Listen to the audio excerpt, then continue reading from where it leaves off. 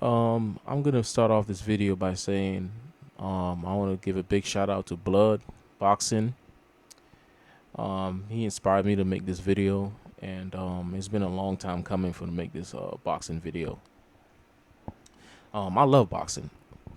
Boxing has been something I've been watching since 2006. I would say, not too long, but enough to where I can come up with my own opinions and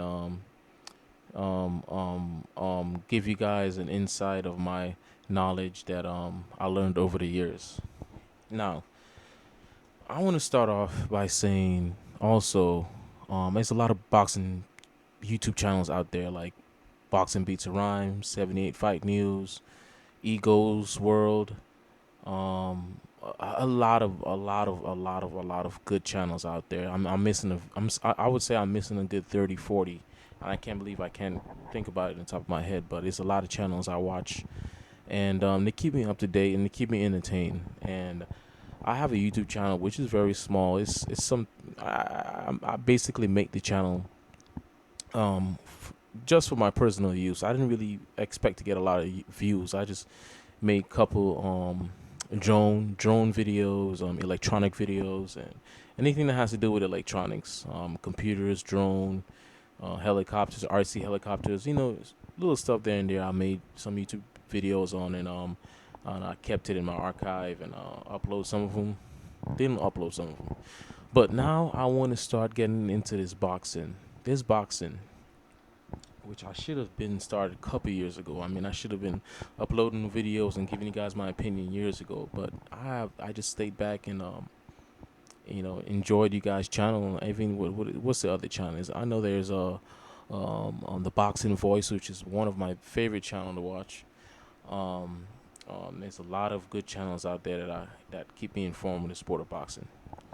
What I would like to start off with is Triple G. Triple G is a middleweight champion. I think he has most of the belts in the middleweight division. He's a 160 pounder champion. And he's set to fight this guy right here. Kell Brook. Now, Kell Brook is 147 pounds. Kell Brook is undefeated. He's a world champion. I'm not 100% positive, but he's a world champion. He's undefeated. He's a good boxer. He's more like a boxer puncher. He's not really a pure boxer. He fought guys like Sean Porter. That's the only guy I can really think of on top of my head. You can just call me a casual, but Sean Porter is one of his biggest wins. He fought a lot of low-level contenders. But I want to focus on these two guys right here, Triple G and Kell Brook.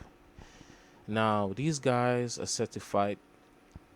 I can't remember the date, but they're set to fight. And my opinion on that fight is Triple G will most likely beat him. Triple G has a pretty good jab. He comes behind. Sometimes he comes behind a high guard. He likes to beat you down and bust you up before he take you out. He has very good punching power. He has very good balance. I notice, and he doesn't really get hit. I mean, he get hit quite a few, but he doesn't really take too much hard punches on a consistent basis. But he's an okay defensive fighter. But what makes Triple G such a threat is that his I think people don't really give him too much prop of his heart, because he has very good heart. I mean, I seen him take some good blows and not even flinch. Kind of remind me of a Manny Pacquiao in his prime on PEDs. But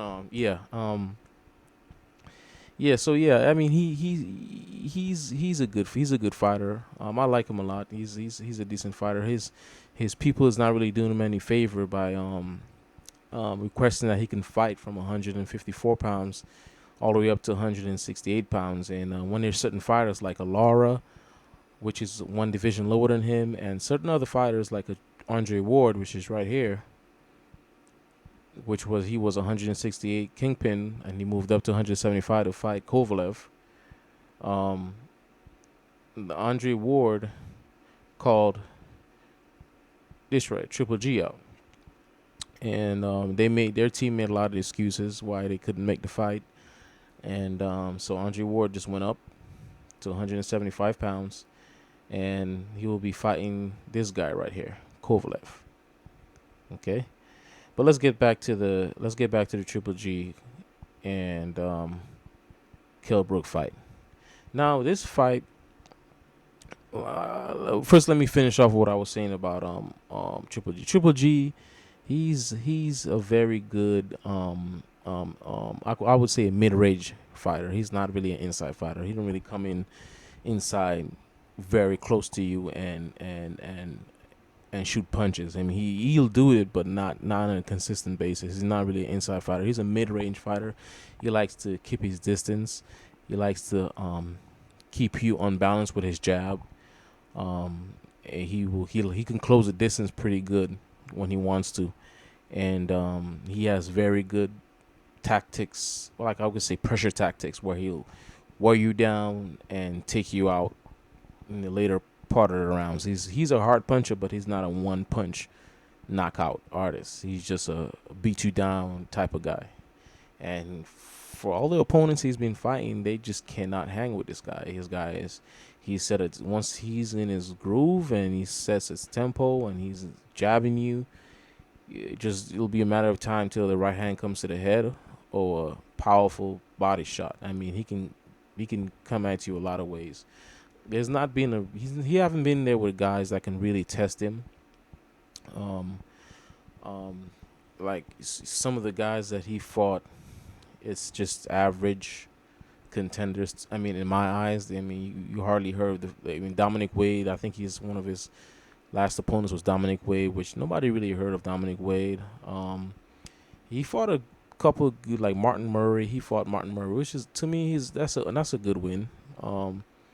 Yeah. What else? Who else he fought? He fought. There's a Puerto Rican guy with the tattoo. I forgot his name. He fought him and he beat him up pretty bad. Bloody his face, made the guy look like he'd been in a car crash. He fought decent fighters. He fought a lot of overseas fighters, like the UK fighters. Like he got rid of those fighters. I mean, he's doing what he's supposed to do. He's getting rid of these guys. He's not in there, and he's not struggling against this guy. So I mean, he's one of the best fighters. But to have him fight somebody 2 weight division lower than him in a Kell Brook, even though he's an undefeated champion, it's just too much to ask. Because Kell Brook is a fighter that relies on his opponent being just relatively his size, so where he can jab and he can smother you if in case he needs to. He never really fought a guy that's a lot bigger than him, which is Triple G's. Is 2 weight division above him. So I mean, he haven't really fought a guy that's that much bigger than him. So he was able to hold these welterweights down when they come inside, and he's able to slip their punches and move out the way and not get tired by their pressure, because Kell Brook is a pretty big welterweight himself. But once he starts stepping up in class, the taller guys, the rangier guys, the heavier guys, they're gonna start wearing you down. And for him to move up 2 weight classes, it's a little bit too much, because his skill set is while it's pretty good, he haven't really shown me anything that's really that pops out. He doesn't have tremendous punching power. He does have good reflexes. He does have good footwork, and he stays in very, very, very good condition. But to move up 2 weight classes and have a guy like Triple G bang on you for 12 rounds, and your defense is not top notch, and I just don't see how he can win, because to me his hardest fight was Carson Jones, where Carson Jones made him work a lot in the inside, and he couldn't really hold Carson Jones like he did Sean Porter. So he made Carson